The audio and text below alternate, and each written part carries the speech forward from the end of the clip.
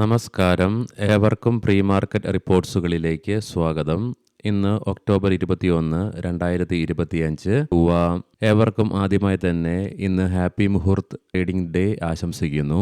ഇന്ന് നാളെ നമ്മുടെ മാർക്കറ്റിന് അവധിയാണെങ്കിലും ഇന്നാണ് ദിവാലിയോടനുബന്ധിച്ചുള്ള മുഹൂർത്ത് ട്രേഡിംഗ് എക്സ്ചേഞ്ചുകൾ സെറ്റ് ചെയ്തിരിക്കുന്നത്.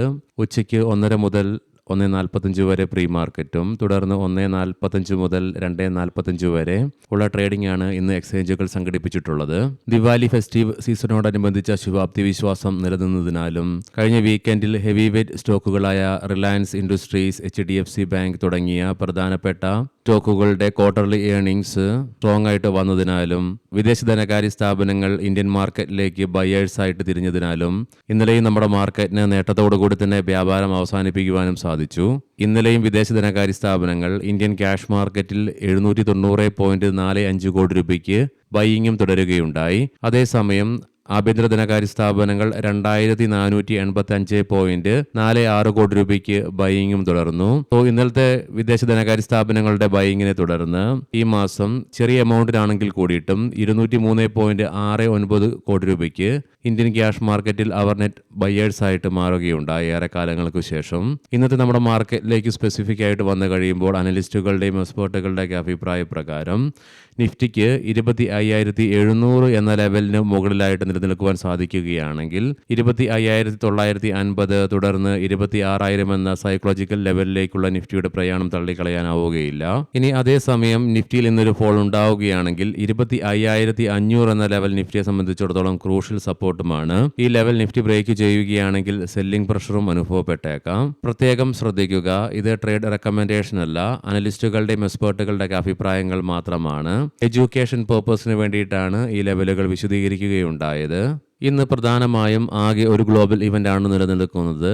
വൈകുന്നേരം 6 മണിയോടുകൂടി കാനഡയിൽ നിന്നും സെപ്റ്റംബർ മാസത്തെ ഇൻഫ്ലേഷൻ റേറ്റ് റിലീസ് ചെയ്യപ്പെടും. ലീഡിംഗ് ആയ ADR സ്റ്റോക്സിൽ HDFC ബാങ്ക്, ICIC ബാങ്ക് ADRകൾക്ക് നഷ്ടത്തോടുകൂടി വ്യാപാരം അവസാനിപ്പിക്കേണ്ടതായിട്ട് വരികയുണ്ടായി. ICIC ബാങ്ക് ഇന്നലെ ഇന്ത്യൻ മാർക്കറ്റിനേക്കാളും നഷ്ടത്തോടു കൂടിയിട്ടാണ് ADRൽ വ്യാപാരം അവസാനിപ്പിക്കുകയുണ്ടായത്, 5.89%. അതേസമയം വിപ്രോ ADRന് ഫ്ലാറ്റ് ആയിട്ട് വ്യാപാരം അവസാനിപ്പിക്കുവാൻ സാധിച്ചപ്പോൾ ബാക്കി എല്ലാ ADR സ്റ്റോക്സിനും നേട്ടത്തോടുകൂടി തന്നെ വ്യാപാരവും അവസാനിപ്പിക്കുവാനുമായി. ഇൻഫോസിസ് ADRന് 3.5% നേട്ടവും കൈവരിക്കുവാൻ സാധിച്ചു. ഇനി നമുക്ക് ഗ്ലോബൽ മാർക്കറ്റുകൾ പരിശോധിക്കാം. US പ്രസിഡന്റ് ഡൊണാൾഡ് ട്രംപിന്റെ അനുരഞ്ജനപരമായ പ്രസ്താവനകൾ ചൈന US വ്യാപാര സംഘർഷങ്ങളെക്കുറിച്ചുള്ള ആശങ്കകൾ ലഘൂകരിച്ചതിനെ തുടർന്ന് ഇന്നലെ എല്ലാ മാർക്കറ്റുകൾക്കും നേട്ടത്തോടുകൂടി തന്നെ വ്യാപാരം അവസാനിപ്പിക്കുവാൻ സാധിച്ചു. US മാർക്കറ്റിലേക്ക് വരുമ്പോൾ പ്രാദേശിക ബാങ്കുകളുടെ സ്ഥിരതയെക്കുറിച്ചുള്ള നിക്ഷേപകരുടെ ആശങ്കകൾ കുറഞ്ഞതോടെ കോർപ്പറേറ്റ് വരുമാനത്തിലെ തരംഗത്തിലേക്കും സൂക്ഷ്മമായി നിരീക്ഷിച്ച പണപ്പെരുപ്പ റിപ്പോർട്ടിലേക്കും ശ്രദ്ധ തിരിഞ്ഞതിനെ തുടർന്ന് ഇന്നലെ S&P 500നും നാസ്ഡാക്കിനും 1%-ലേറെ നേട്ടത്തോടുകൂടിയും വ്യാപാരം അവസാനിപ്പിക്കുവാൻ സാധിക്കുകയുണ്ടായി. മാത്രമല്ല ഡോ ജോൺസ് ഫ്യൂച്ചർ നിലവിൽ 531 പോയിന്റുകളുടെ നേട്ടത്തോടുകൂടി തന്നെയാണ് വ്യാപാരത്തിൽ തുടരുന്നതും. യൂറോപ്യൻ മാർക്കറ്റ്സിന് 3 മാർക്കറ്റുകൾക്കും ഇന്നലെ നേട്ടത്തോടുകൂടി തന്നെ വ്യാപാരം അവസാനിപ്പിക്കുവാനും സാധിക്കുകയുണ്ടായി. നിലവിലെ ഗിഫ്റ്റ് നിഫ്റ്റിയുടെ ഇൻഡിക്കേഷൻ പ്രകാരം പോസിറ്റീവായിട്ടുള്ള ഓപ്പണിംഗ് ആണ് ഇന്ന് നമ്മുടെ മാർക്കറ്റിൽ എക്സ്പെക്ട് ചെയ്യുവാനായിട്ട് സാധിക്കുക. എന്നിരുന്നാൽ കൂടിയിട്ടും ഇന്ന് ഉച്ചതിരിഞ്ഞാണ് നമ്മുടെ മാർക്കറ്റിന്റെ ഓപ്പണിംഗ് ഉള്ളതിനാൽ തന്നെ ഇന്നത്തെ ഓപ്പണിംഗ് റേഞ്ച് നമ്മൾ കണ്ടു തന്നെ അറിയേണ്ടിയിരിക്കുന്നു. ഏഷ്യൻ മാർക്കറ്റ്സിലേക്ക് വരുമ്പോൾ ജപ്പാൻ മാർക്കറ്റ് ഇന്ന് 1%-അടുത്ത് നേട്ടത്തോടുകൂടി തന്നെ വ്യാപാരം ആരംഭിച്ചിട്ടുണ്ട്. കമോഡിറ്റിയിൽ ബ്രെന്റ് ക്രൂഡിന്റെയും ക്രൂഡ് ഓയിലിന്റെയും വിലയിൽ ഇടിവ് തുടർന്നുകൊണ്ടിരിക്കുന്നു. ഗോൾഡിന്റെ വില നിലവിൽ 4,362 എന്ന ലെവലിൽ ഫ്ലാറ്റ് ആയിട്ട് തുടർന്നുകൊണ്ടിരിക്കുന്നു. ഇനി നമുക്ക് നിഫ്റ്റിയുടെയും ബാങ്ക് നിഫ്റ്റിയുടെയും ടെക്നിക്കൽസിലേക്ക് സ്പെസിഫിക് ആയിട്ട് പ്രവേശിക്കാം. ഇന്നലെ നിഫ്റ്റിയുടെ വീക്ക്ലി എക്സ്പയറി ആയിരുന്നു. ഇന്നു മുതൽ നിഫ്റ്റിയിൽ നമ്മൾ ഈ മാസത്തെ മന്ത്ലി എക്സ്പയറിയിലേക്ക് പ്രവേശിക്കുകയാണ്.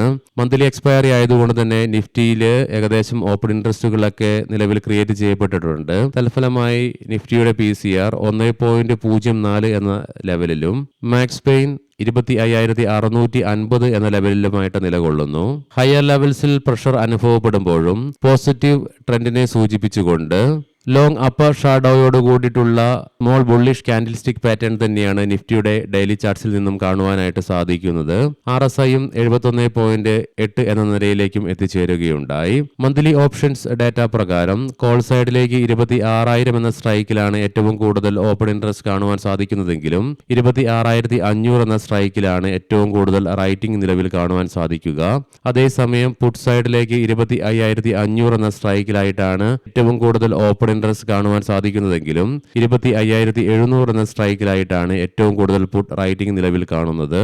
ബാങ്ക് നിഫ്റ്റിയുടെ PCR 1.13 എന്ന നിലയിലും മാക്സ് പെയിൻ 57,000 എന്ന ലെവലിലേക്കും എത്തിച്ചേരുകയുണ്ടായി.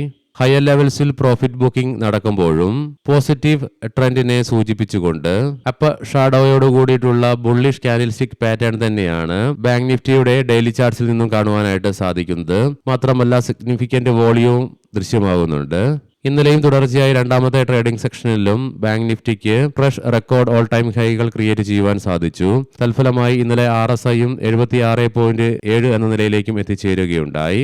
മന്ത്ലി ഓപ്ഷൻസ് ഡാറ്റ പ്രകാരം കോൾ സൈഡിലേക്ക് 57,000 എന്ന സ്ട്രൈക്കിലാണ് ഏറ്റവും കൂടുതൽ ഓപ്പൺ ഇൻട്രസ്റ്റ് കാണുവാൻ സാധിക്കുന്നതെങ്കിലും 58,200 എന്ന സ്ട്രൈക്കിലായിട്ടാണ് ഏറ്റവും കൂടുതൽ റൈറ്റിംഗ് കാണുന്നത്. അതേസമയം പുട്ട് സൈഡിലേക്കും 57,000 എന്ന സ്ട്രൈക്കിലാണ് ഏറ്റവും കൂടുതൽ ഓപ്പൺ ഇൻട്രസ്റ്റ് കാണുവാൻ സാധിക്കുന്നതെങ്കിലും 58,000 എന്ന സ്ട്രൈക്കിലായിട്ടാണ് ഏറ്റവും കൂടുതൽ പുട്ട് റൈറ്റിംഗ് നിലവിൽ കാണുന്നത്. ഇന്നത്തെ പ്രധാനപ്പെട്ട സ്റ്റോക്കിംഗ് ന്യൂസുകൾ പരിശോധിക്കാം. മുൻകൂട്ടി ഓർമ്മിപ്പിച്ചുകൊള്ളട്ടെ, ഇതൊരു ബൈ ഓർ സെൽ റെക്കമെൻഡേഷൻ അല്ല.